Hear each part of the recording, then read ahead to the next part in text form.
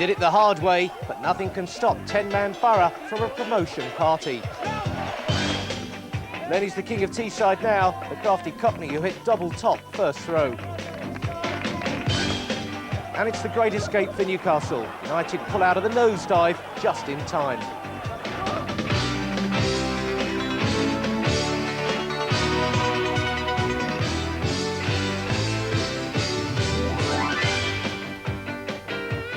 Hello, welcome to the back page and welcome to the most popular man on Teesside, Lenny Lawrence, manager of Middlesbrough, members of the new Premier League. The classic question is, Lenny, has it sunk in? It's beginning to now. It didn't yesterday. It was a great day yesterday and one I'll remember all my life, certainly, and I'm sure over the next few days it will sink in even more. A little celebration last night? Yeah, we had a few glasses of champagne coming back on the coach. It was, as I say, a memorable day. Well, I'm sure you'd love to look at the game again, Yeah. so take us into it, Duncan. Yes, our exclusive pictures from Molineux on a day Teesside will never forget. The game was only given the all-clear a few hours before kick-off. The arsonists who set fire to a disused stand and booby-trapped the pitch overnight had failed in their wrecking mission. A battle-scarred Molineux, mindless violence threatened the match, but Borough's momentum was to prove unstoppable. Hardly the preparation Lenny Lawrence planned, but he didn't let it show. Already, Borough's most reliable player, keeper Steve Pears, was missing for the first time. It was a heck of a game for Ian Ironside to make his debut, but not much for either keeper in the first half. The Wolves' goal was lucky to escape 5 minutes before half-time. The bar keeps Borough goalless at the break. But Lenny's team have gone backwards, with Derby now leading and in the promotion spot.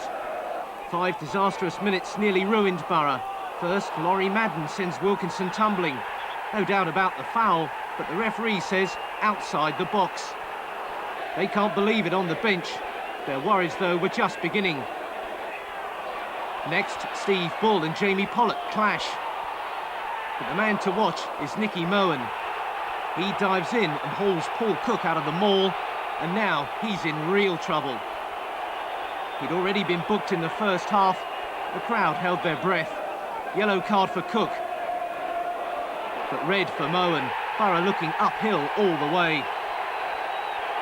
It was to get worse before it got better. Mark Venus swung over the cross. Andy Much first to it.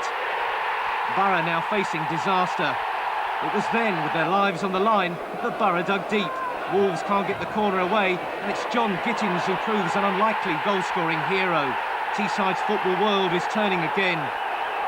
Within 5 minutes, Borough's last goal as a second division club. Ripley starts it. Pollock makes a brave run. True grit here to get the ball across. And Wilkinson, who else, does enough.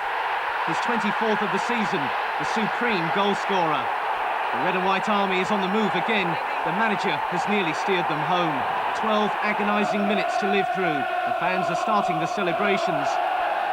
At the end, Lenny Lawrence keeps his calm. He's the only Middlesbrough man who does. For the players, it's a strip show all the family can enjoy. The kids in the crowd, they've done it the hard way.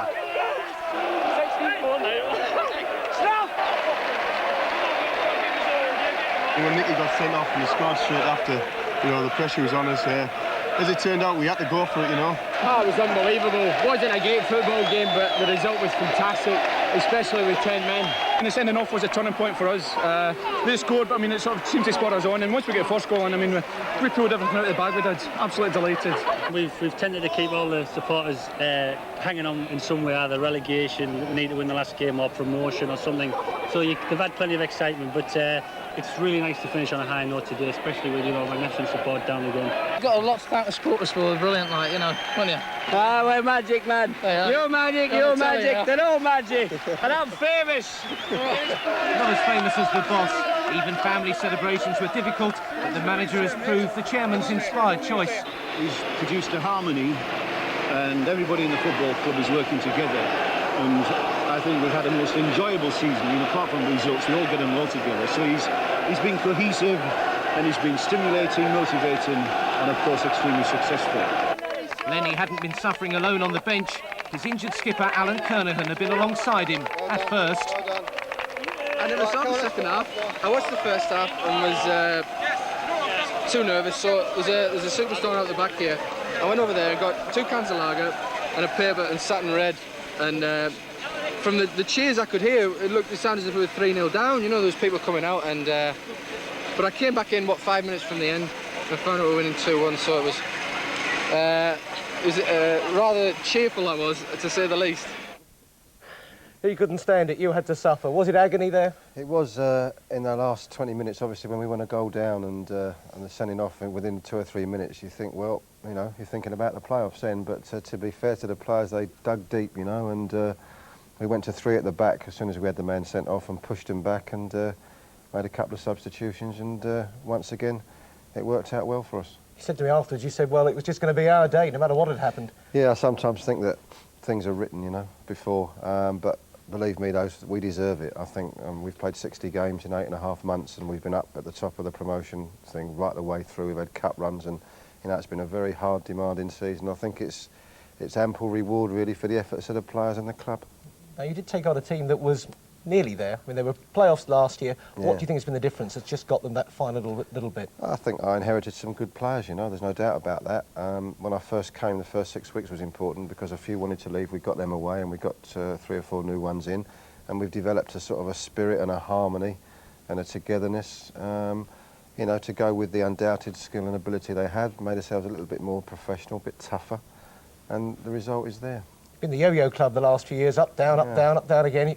This time you must stay in there. You're in the big time with the Premier Division. There's no point in getting there if after a year you're relegated. Actually, you can do more damage. Sometimes it's better not to get there at all if that happens. We've got the backup off the field. I think we've got the board, we've got the commercial backup, we've got the support, we've got the finance, and we've just got to make sure that everybody pulls together and make sure that we're a force in the Premier League for a few years to come and not a one-season wonder. Does that mean a busy summer for you? Yeah, I mean, I'm happy with the squad. I mean, we've got what we've got, and we'll be looking to keep all them, providing they want to stay. And obviously, I'll be looking to get a couple of 3 in to add to that. I've kept the transfer level this year, so that we haven't done all our money, whether we've got or whether we haven't. So obviously, I'll be looking to invest now to improve the quality of the squad. Well, before you start hammering BT's profits, you know, floating around every club in the First Division, some celebration time, I think. Good. It's got to be double bubble for promotion. One for you, one to start off the rest of the lads. Lenny, okay. You've done the North East proud. Thanks very much. In a minute. Cheers. Well, from the ecstasy